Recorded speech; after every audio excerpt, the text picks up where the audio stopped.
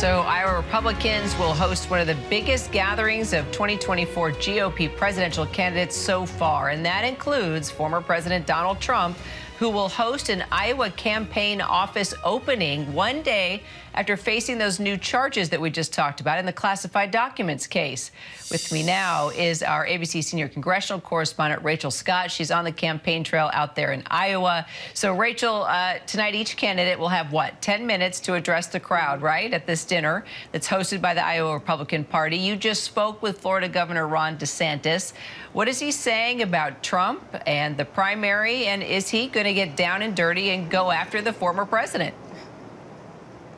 Yeah, look, these investigations into the former president, Kyra, have thrown the 2024 race a complete and total curveball. This is something now that all the Republicans are having to answer questions about, whether or not they believe that this disqualifies Trump, what they make of these allegations against the former president. So I caught up with Florida Governor Ron DeSantis just moments ago. I asked him about these allegations against the former president, also about the upcoming debate. Take a listen. When it comes to your strategy on that debate, does Trump not being there factor in at all into your debate strategy, and should he show up? Well, yeah, I think he should show up. I think everyone should show up. You owe it to make the case to the people about why you should be president. And at the end of the day, nobody's entitled to a nomination. Nobody's entitled to be elected to any office, much less the presidency. So you got to come. When you look at the future of the Republican Party, does Trump best represent the future of the Republican Party, or is this all a distraction? So here's what I would say. We need the 2024 election to be a referendum on Biden's policies and our vision for a better America. If that is what voters are going into the voting booth thinking, particularly if I'm the candidate, we are going to win. If the election becomes a referendum on what document was left by the toilet at Mar-a-Lago, we are not going to win.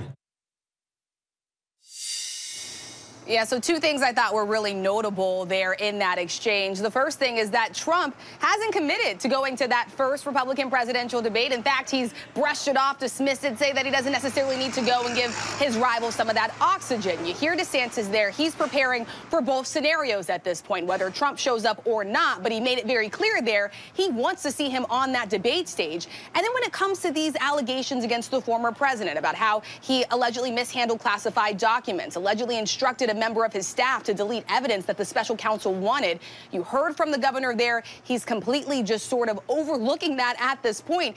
He doesn't want to address it at all. In fact, he stayed pretty away from it here. He tells everyone on the campaign trail that he believes the justice system is being weaponized. But clearly here you have someone like Florida Governor Ron DeSantis who is recognizing that Trump is still the front runner in this race. And he's trying to walk this very fine line, this delicate balance, because he doesn't want to turn away any voters, any Trump supporters that he would need to clinch a nomination in the end, Kyra.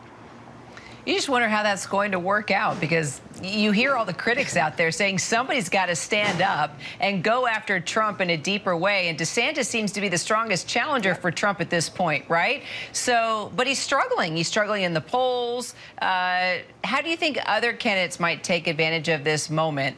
And do you think DeSantis's campaign can even survive if he loses Iowa? Yeah, well, and sources tell us that donors that have, donated to Florida Governor Ron DeSantis' campaign started giving Senator Tim Scott a second look and started asking whether or not they should be pouring money and resources into that. You know, there is a lot to be said about what Florida Governor Ron DeSantis did in the first 7 weeks of his campaign. Did he spend money too quickly? We saw from those campaign filings that he really blew through cash. He spent it on private planes. He had to cut staff in return. So this is a campaign now that is looking for a reset. Even engaging in the media like what you just saw is all part of this broader strategy to get his message out there, to interact with reporters, to interact with voters, and he's really going to be betting big on these early states. The big question still remains is that at what point will we see most of this Republican field possibly start to go after the former president for these allegations and for these investigations that he is facing? We haven't started to see that shift yet. Of course, you have former Governor Chris Christie, who has made it clear that he finds these allegations very serious. You have another candidate, Will Hurd, who has also said very much the same. But when you look at the top tier of this race, Governor Ron DeSantis, when you look at Senator Tim Scott, Nikki Haley, most of them just don't want to touch this issue. And it's because they are still trying to appeal to Trump voters during this. And Trump is still the front runner. Right now, he's ahead by roughly 32 points, Kyra. Well, it'll be interesting as we go forward to see if Christie or Hurd will, pick up any gains by being basically the most outspoken at this point, right? Meanwhile, there's Trump now out on the trail. He's going to be a part of all the action in Iowa.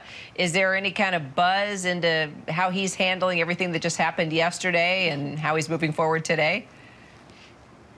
It is business as usual for former President Donald Trump. If there's one thing that you and I both know from covering him over the years is that he is defiant. He is back out on the campaign trail today as if these investigations into him, as if these indictments never even happened. He's going to be here in Iowa opening up a new campaign office. He'll be at that Lincoln dinner later tonight talking to voters and addressing the crowd that is there as well. And then he has a pretty busy campaign weekend ahead of him. He heads off to Pennsylvania. He'll be doing a rally there. He is just making this a central part of his campaign message now. His legal defense is now the focus. It's now the theme of his campaign message. He's fundraising off of these investigations, and he's telling his voters that, they're trying to come after them as well. It still is a big question of how long that really is going to hold. And that was really what I was trying to get out there with Florida Governor Ron DeSantis. Right now, you have a possible third looming indictment. You have a trial that could be happening in May, right as the Republican primary really starts to heat up here.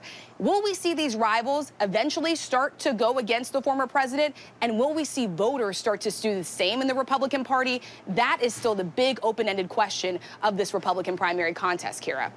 Well, it's great to have you out there on the trail, as always, Rachel. Thank you so much. Really appreciate it. Hi, everyone. George Stephanopoulos here. Thanks for checking out the ABC News YouTube channel. If you'd like to get more videos, show highlights, and watch live event coverage, click on the right over here to subscribe to our channel. And don't forget to download the ABC News app for breaking news alerts. Thanks for watching.